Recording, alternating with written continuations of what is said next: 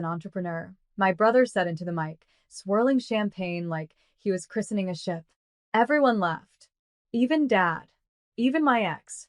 My name is Bryant, he beamed. I just made senior VP. And I'm making my first acquisition tonight. My sister's little failing business. You'll sign it over, right, sis? I didn't move. Didn't speak.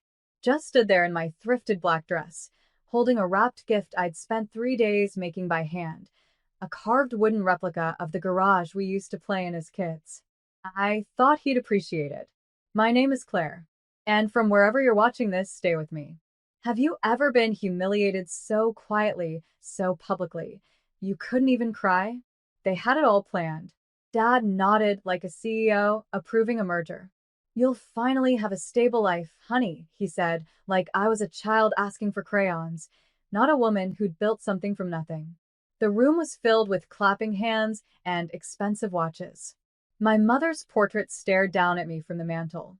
She would have flipped that whole room upside down. She believed in me, but she died before I could show her the blueprint of my dreams. I left without a word, just slipped my gift onto the table and walked out. No one stopped me. No one followed. The air outside was cold and honest. I sat in my car, engine off, listening to my own breath shake in the silence. My failing company had paid for Dad's surgery last year. Brian didn't know. I never told him. I never told anyone. Because I don't build for applause. I build to survive. They thought they could humiliate me, then inherit what I made with my blood and insomnia. But that night, something broke in me. Or maybe something woke. Because the next morning, when they came to take over, the locks had changed. And the world they thought they owned was no longer theirs to conquer. They showed up at 9 a.m. sharp, Brian in his pressed navy suit, Dad in his golf cap and entitled stride, expecting keys, control, and coffee. But the front door wouldn't open. I watched from the second floor through tinted glass as Brian rattled the handle like it was broken. His voice grew louder, more irritated. Claire, open up. You're making this harder than it needs to be. My phone buzzed with his text. Let's be civil. We're doing you a favor. A favor? Like erasing years of sacrifice was a kind gesture. Like stealing someone's soul work was polite. I never responded. My name was never on the lease. On purpose. Because I'd learned early that men like Brian, golden boys who never failed, who never bled, only respected what they couldn't own. But the business license, patents, bank account? All mine. Hidden under layers he'd never think to look through. LLCs under maiden names. Clients who'd signed NDAs that even Dad couldn't break with his lawyer friends. And the building? I didn't own it. But Evelyn did. My mentor. My former professor. The woman who invested in me when I was broke, eating rice and expired peanut butter. And Evelyn had just one rule. Burn your bridges if the village is on fire. I saw them pacing now. Brian called the building manager. Dad called a lawyer.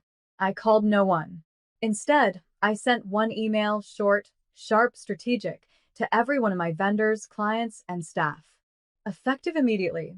All correspondence regarding Claire West Studio will go through me only. Unauthorized persons approaching the premises are not part of this organization. They tried to act fast. Brian's lawyer sent me a cease and desist, citing verbal agreement of transfer. I printed it, laughed, and fed it to the office shredder. Then I posted something simple to our socials. A picture of my desk, and one sentence. The Queen is wide awake. Let's build. That day, I learned something powerful. When they call you useless, they're terrified of what you'll become once you stop needing their approval. The first rail shot came from Dad's lawyer. A thick envelope with a golden seal, hand-delivered to my office, as if formality could mask the betrayal inside. They were suing me. Breach of verbal contract. Unlawful withholding of family assets. Failure to disclose company valuation for intra-family acquisition. I read it twice, then laughed. Family asset? I had built this company with second-hand tech and sleepless nights while Brian was drinking bourbon on Ivy League rooftops, calling me a dropout embarrassment. but they wanted to bury me in paperwork, make me fold from fear. Except they forgot something. I'd already lost everything once before, and I'd survived. My name is still Claire, and I was done apologizing for building differently. By noon, I had my lawyer, a woman named Tanya, whose voice could freeze a judge. She read the paperwork, then looked at me and said, "They want war. Fine. Let's make it biblical." We responded the next day with a counterclaim: intentional defamation, emotional distress, attempted hostile takeover. We attached every email, every text, including Brian's smug message. "Don't make this messy, sis. I'll let you keep the website or something." I used to cry over words like that. Now I use them as weapons. The legal battle lit a fire under everything. Clients called, furious that they'd tried to replace me. One investor even asked if I wanted help scaling, not selling. Meanwhile, I heard Brian had begun bleeding money. His own startup, the real one he bragged about at parties, was tanking. Something about misreporting projections. Investors pulling out. Still, he held press interviews pretending he'd soon be acquiring a boutique brand run by a family member. He didn't say my name, but I saw the fear in his eyes. Because he knew I wasn't the dropout anymore.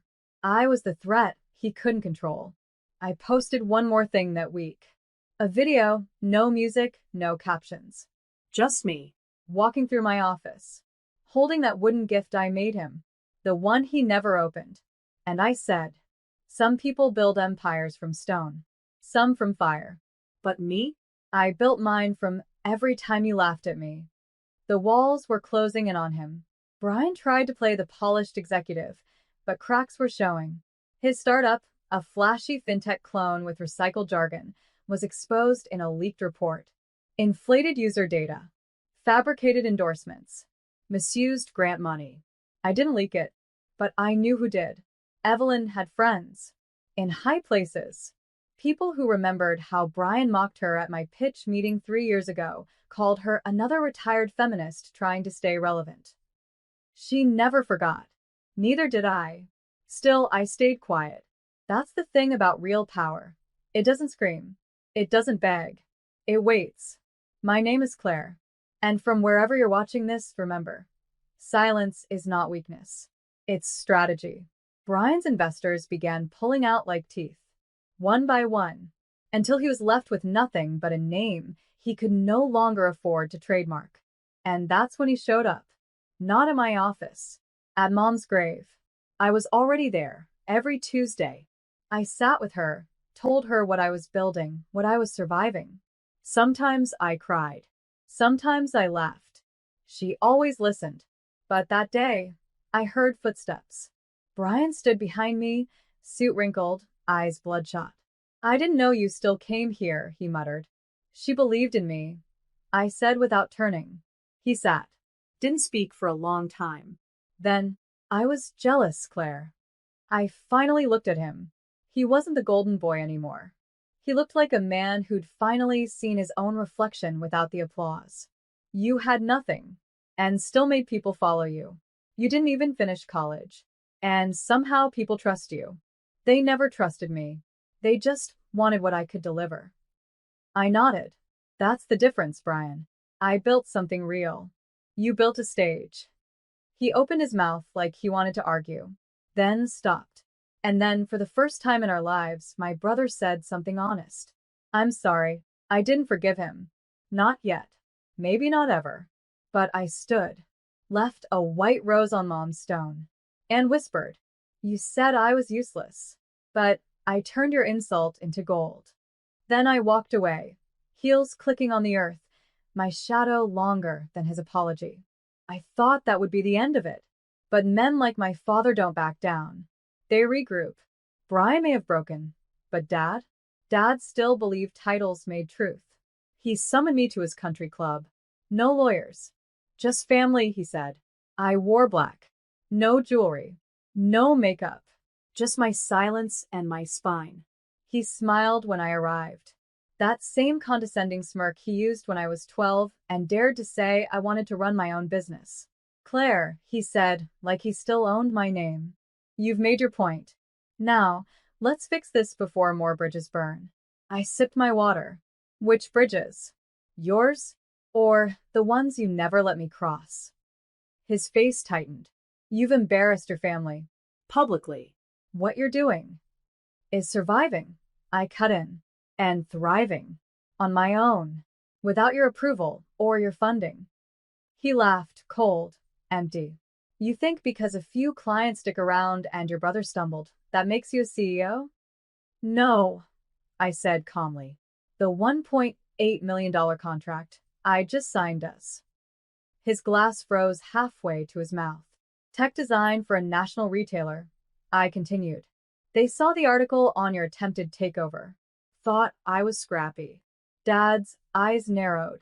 Claire. No. You don't get to Claire me anymore. And that's when I did something I never thought I could. I stood up in that overpriced dining room, surrounded by old men in pastel polos, and I told my father exactly what he didn't expect. You raised me to think love was earned by obedience. But I've learned love doesn't live in permission. It lives in truth. And the truth is, you never saw me. You saw what you wanted me to be. And when I refused, you punished me with silence and shame. The table behind us went quiet. He looked humiliated. Good. I leaned in one last time. Soft, controlled. Like a woman who'd stopped bleeding from old wounds. You try to sell me off like inventory at a fire sale. Now I'm the fire. I walked out before he could reply. And I didn't look back. Because once you burn the pedestal they put you on, they're forced to see you eye to eye. 3 weeks later, they tried to steal my team. Brian was quiet now, buried in legal hell and LinkedIn silence. But Dad? He reached out to my lead developer, my marketing director, even my assistant. Offered them more money, flashy titles, promises of real stability. I found out when Lily, my assistant of 4 years, walked into my office with tears in her eyes. They said you'd burn out, she whispered. That you're too emotional to lead. I felt something crack inside me. Not fear, not panic. A calm, cold clarity. They're not coming for me anymore, I said. They're coming for what I've built. Because the thing is, when a woman builds something powerful, they'll either try to own it or destroy it. But I had learned the game. I gathered the team that afternoon. 22 people who had followed me through late nights, ramen that didn't run on ego, but on purpose. I stood in the center of the bullpen and told them everything. No secrets. No spin. They're trying to buy what they couldn't break. If anyone here wants to go with them, I won't hold it against you. No one moved. Not one person. Lily stepped forward first. They don't understand something, Claire. We didn't join a company. We followed you. That night, I rewrote all their contracts. Equity promises. Power. Because loyalty should never be one-sided. The next morning, I made it public. A press release. Headlines in industry blogs. Female founder offers equity to entire team after attempted corporate sabotage. Startup CEO turns betrayal into expansion. The calls flooded in. I had to hire 2 receptionists just to keep up. And Dad? He sent a short, final email. You've made your decision. You'll regret it. I didn't reply. I was too busy doubling our revenue. They thought they could buy what I built. But I didn't build a business. I built a revolution. And you can't buy what was never for sale. I never planned to return home. But karma has a wicked sense of direction. It started with a phone call from my Aunt Janine, the one who never took sides but always had the family gossip.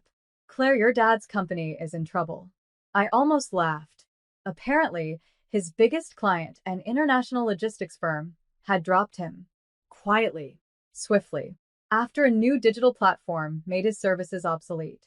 A platform that just so happened to be ours. I didn't even know until Janine said the name. My team had onboarded them under a different branch of our firm. The deal had been signed 3 weeks earlier. He was bleeding cash, laying off staff, selling one of his vacation homes. I hung up the phone, and I sat in silence. I didn't feel triumph. Not yet. I felt still, like I was standing at the very top of a mountain No one believed I could climb. And then the email came. From Brian. Subject line. Can we talk? No arrogance. No demands. Just a calendar link and a 15-minute window. I accepted. Out of curiosity, more than anything. We met at a coffee shop, neutral ground. He looked like someone who had aged 10 years in 6 months. He didn't even order a drink. I'm not here to ask for anything, he said. I just wanted to say you were right. I waited. I built my life on other people's definitions of success. But you built your own. And when I tried to take it from you, you didn't just protect it, you grew it. I nodded. That's what women do. We survive the fire, then use the ashes to write blueprints.